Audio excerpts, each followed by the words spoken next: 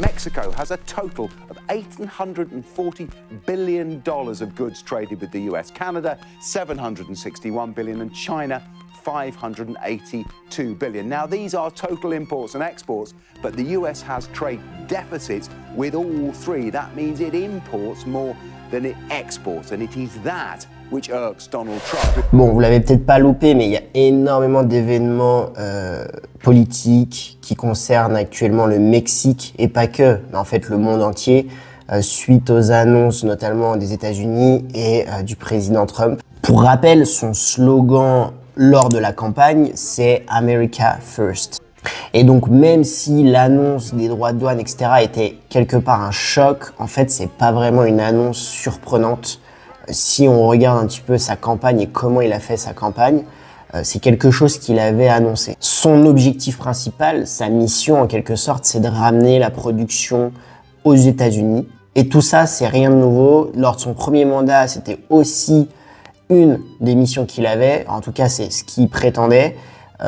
D'ailleurs, rappelez-vous, il y a eu la fameuse trade war avec la Chine. Ok, je vous invite à aller voir cette vidéo. Je fais une analyse justement déjà à l'époque sur des droits de douane qui avaient été appliqués à la Chine, et c'était vraiment la même philosophie, c'était la même ambition pour Donald Trump. Et pour ça, pour ramener la production, pour faire du America First, il va utiliser ce qu'il présente comme l'une des plus belles inventions au monde, les tariffs, donc les droits de douane. Et donc son idée derrière, c'est en fait tout simplement de forcer quelque part les entreprises américaines à revenir, à ramener leur production aux États-Unis, en leur disant vous avez plus le choix, de toute façon ça devient plus extrêmement rentable d'aller produire en Chine, d'aller produire dans d'autres pays, parce que nous automatiquement on vous appliquera des droits de douane, donc au final vous n'allez pas vraiment gagner. Alors je suis pas économiste, je suis pas analyste, d'accord.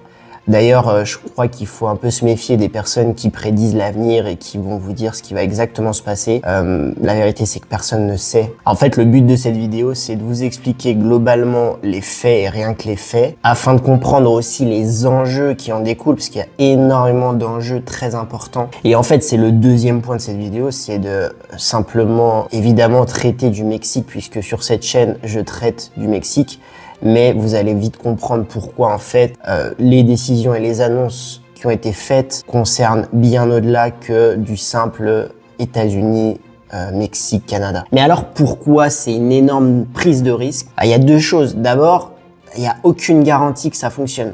Donc le fait de mettre des droits de douane et de dire forcément les entreprises américaines vont ramener leur production aux États-Unis, il n'y a pas de garantie véritable. Et ensuite, peu importe le déroulement des conséquences, dans tous les cas, il y a une chose qui va se passer, c'est l'inflation. L'inflation, ça, c'est quelque chose d'automatique qui se passe, que les droits de douane soient appliqués, que les entreprises ne rentrent pas forcément aux États-Unis, ou que les entreprises américaines rentrent aux États-Unis et remettent des usines aux États-Unis. Dans tous les cas, il y aura un effet d'inflation. Pourquoi c'est un gros problème? Tout simplement parce que je vous ai dit que sa campagne, il a fait America First et on pourrait dire American First.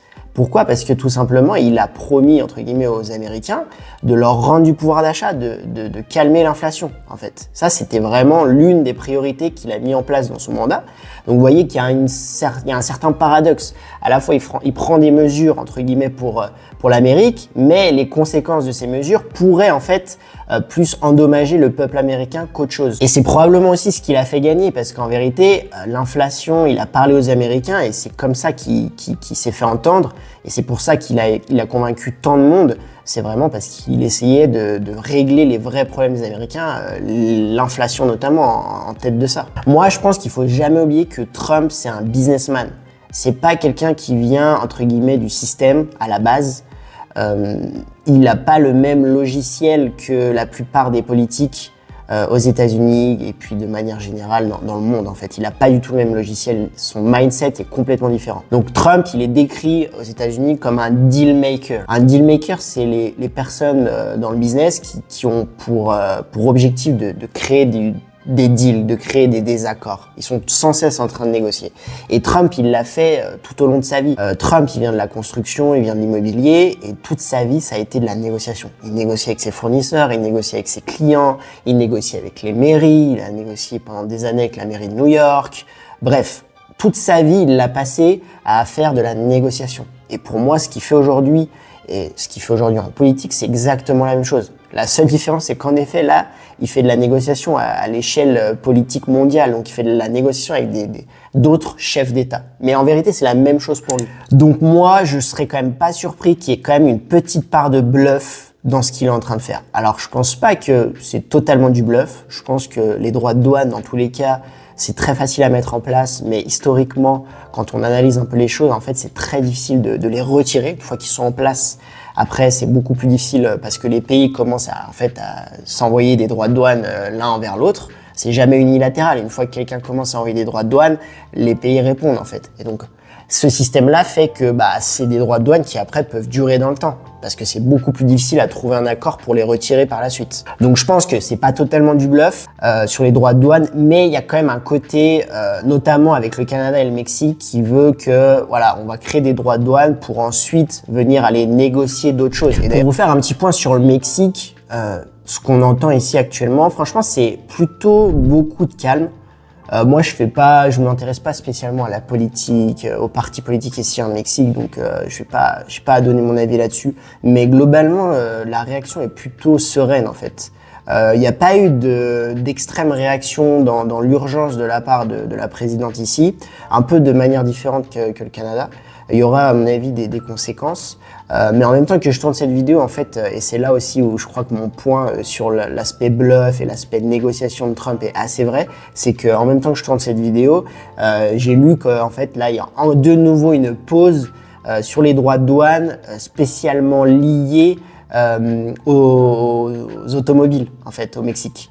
Parce que pourquoi? Et ça, c'est la vérité, c'est qu'aujourd'hui, vous n'avez pas une voiture aux États-Unis, vous n'avez pas une télé aux États-Unis qui ne vient pas du Mexique. Les fruits et légumes, c'est la même chose. Donc, il sait très bien qu'il y a des pans entiers des produits de grande consommation qui du jour au lendemain pourraient exploser en termes de prix. Et donc voilà, rien que maintenant, à la suite de l'annonce de remettre définitivement les droits de douane, vous voyez que de nouveau, il y a une pause. Donc ouais, on est bien dans ce jeu de négociation comme je vous le disais. Très probablement qu'au moment où je sors cette vidéo, le lendemain, il y aura encore de nouvelles annonces, etc. Mais bref, l'idée de cette vidéo, c'est plutôt de remettre dans le contexte les enjeux derrière ce qui est en train de se passer. Et c'est pas tellement de commenter en soi les décisions politiques, etc. C'est pas trop ce qui m'intéresse. Mais sur les conséquences au Mexique, une très grande sérénité.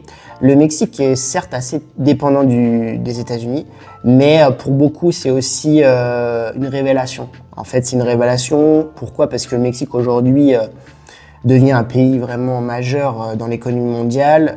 Vous avez énormément d'entreprises, et pas que américaines en fait, qui sont intéressées au Mexique pour venir s'implanter.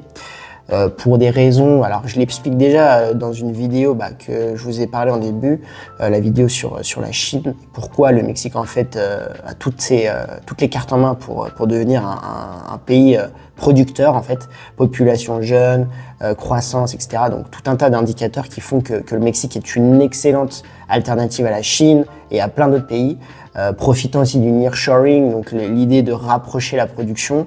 Donc voilà, ce qu'on voit au Mexique, c'est de plus en plus d'entreprises européennes, entreprises asiatiques.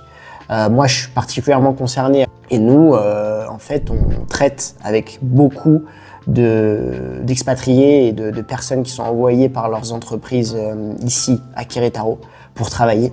Donc en fait, on est en plein dedans. On est vraiment dans le cœur du truc. Donc je peux d'autant plus en parler de manière assez sereine là-dessus. En tout cas, je peux vous partager mon expérience personnelle. Donc voilà.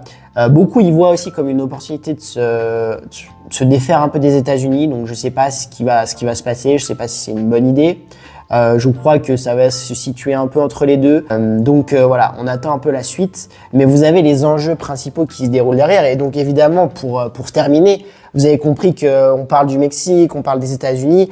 Mais globalement, Trump, en fait, il cherche à redistribuer le jeu pour faire sa compétition avec la Chine, quoi. Parce qu'aujourd'hui, vous avez deux pôles majeurs qui sont la Chine et les États-Unis. Et donc lui, il cherche à recréer de la richesse, à recréer des choses. Probablement qu'il annoncera dans les prochains jours, prochaines semaines des droits de douane avec l'Europe. Donc voilà, c'est pas uniquement une problématique liée au Mexique, ok. Mais c'était important de vous expliquer un petit peu là-dessus. Je sais que moi j'ai des personnes qui me suivent, j'ai des clients qui potentiellement ont des questions. J'ai eu un client hier au téléphone, on en a parlé un long moment. J'espère que cette vidéo vous a aidé. J'ai essayé d'être plus factuel encore une fois. Dites-moi en commentaire ce que vous en pensez, vous, ça m'intéresse. Et puis je vous invite à vous abonner à la chaîne si vous voulez pas louper les prochaines vidéos. Et puis je vous dis à très bientôt. Ciao.